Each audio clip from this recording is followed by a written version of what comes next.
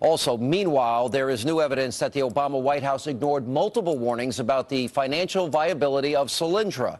Now, the evidence comes in the form of emails handed over to congressional investigators, and the documents clearly show White House officials dismissing a report in July of 2010 criticizing Solyndra's finances. Now, Obama aide Greg Nelson responded to the analysis by declaring, quote, "seems BS. As usual, this administration wasn't interested in protecting your money. They were interested in protecting the president's job." The AP quotes an email from an Obama aide that warned, quote, "the optics of a Solyndra default will be bad. The timing will likely coincide with the 2012 campaign season heating up." And to be honest, the author of that email is right, because the White House staked its entire green jobs agenda on this company. And it all began way back in 2009 at the groundbreaking of a now vacant solar plant. Part of our plan is to make sure that as we create these jobs, we create jobs of the future, like the ones you're creating.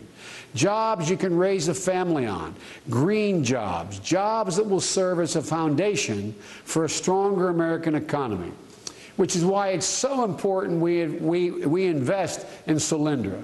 And I'm really happy, along with the Secretary, to announce today that we've closed a $535 million loan guarantee for Solyndra, more than $500 million. Now, that $500 million is gone, as are the 1,100 jobs that were at that site. And sadly, we're learning that Solyndra is only the tip of the very big iceberg, because there are at least 4 other companies who received millions in stimulus funds that have since filed for bankruptcy. Joining me now with analysis of this growing firestorm is Fox News contributor, columnist, the one and only, our friend Charles Krauthammer. Charles, welcome back, sir. Pleasure to be with you, Sean. All right, well, what are we to make of this? They got every warning imaginable not to do this, all the emails. They even predicted the date that this company would go bankrupt, but they forced it through anyway. What are we to make of this? This is a classic example of this toxic combination of lemon socialism and crony capitalism.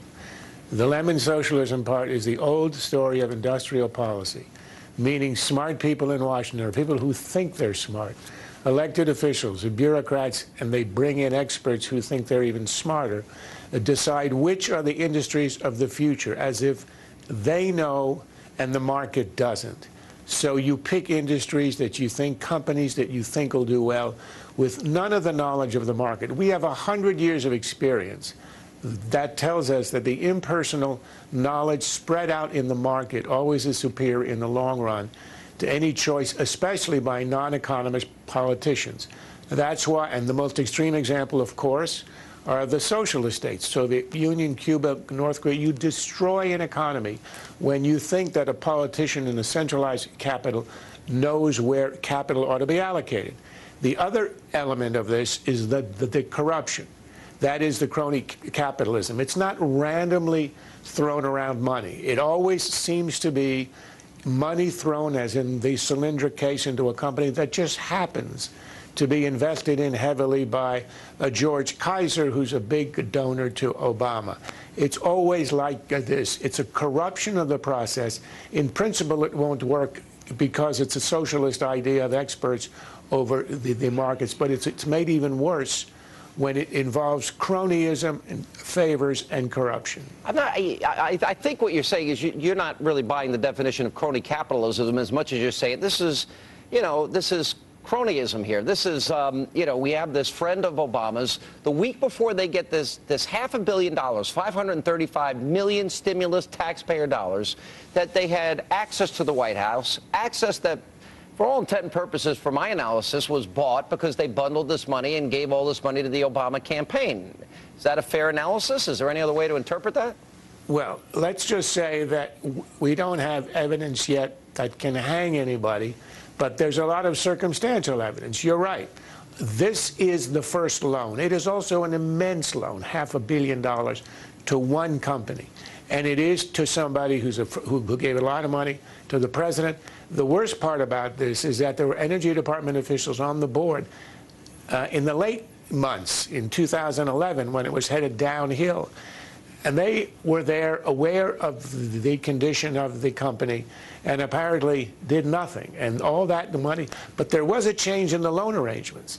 Late in the game, the Energy Department, which was originally supposed to be first in line to collect in case of a liquidation and a bankruptcy ended up last in line, and that's why you and I, as people who pay taxes, are going to be wiped out in this, are going to lose the entire $500 million. Yeah, I mean, it's pretty outrageous. They also got a special loan rate, which I think has been overlooked by a pretty significant portion of the media.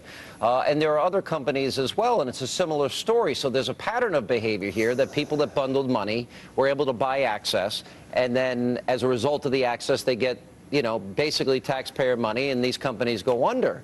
But the larger issue to me is that even if it weren't a corrupt deal, even if it were above board, what is the government doing? Throwing $30 billion at an industry that is now a fantasy. We hear Biden say job of the future. How does he know? You know, it's like throwing billions of dollars at jet engines in the 1920s. If it comes, the market will tell us. The market says these companies are worthless. This is a company that was making a solar panel at $6 and selling it at $3. Now, I'm not an economist, but I'm not sure that that actually works in the long run or the short run. I don't think you need to be an economist. My 10-year-old daughter, she just turned 10. I think she can figure out the math on that, Charles. It's fairly simple. But, you know, the old Jewish joke of the two tailors, Max and Sam. One says, "How you doing?" He says, "Well, I'm making shirts at $1 each, and I'm selling them at 50 cents." And the other asks, "Well, how do you make a living?" He says, "I make it up on volume." Well, apparently it didn't work in this case. Apparently that's the arithmetic there. All right, let me move on to 2012 if I can. I thought you had a really good column this week, and I was glad you said something. I have used the term, as you did, Ponzi scheme as it relates to Social Security. You point out this is a classic Ponzi scheme. But it seems to be now front and center in the Republican GOP presidential debate. And your attitude in your column says get past the stupid definition of how we're going to debate this and fix the system. Do you think the country is now ready to take on what has always been the third rail in American politics? No, and you can tell by the president, who we learned today is going to make the big unveiling of a debt plan next week, and he is going to leave out anything on Social Security. And that, as we know, is the easiest of all the entitlements to fix. It requires a tweak on the inflation measure. It requires some means of testing, and it requires, most importantly, a raising of the retirement age. Everybody knows that. At the time Social Security was invented, life expectancy was 62. It's now around 80. So obviously you've got to index it to life expectancy, which has not been done in 60 years. That's an easy fix, and yet this president won't touch it. Do you recommend that Rick Perry then emphasize more what he said in the last debate, contrary to what he said in his book? Do you recommend that Rick Perry perhaps pivot and say, no, I want to save Social Security, and perhaps keep using that term? Well, look, pivoting is not always a good idea if you've come out so radically on one side.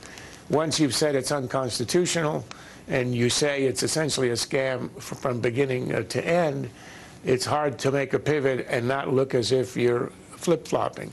Nonetheless, I think unless he reassures people who are now on Social Security or are going to be on Social Security in the next 10 years or so, that nothing will change. He's going to have a problem that's going to be insoluble, and it will make him unelectable. That's a fact of American life. All right. Charles Krauthammer, good to see you. Thank you so much for being with us.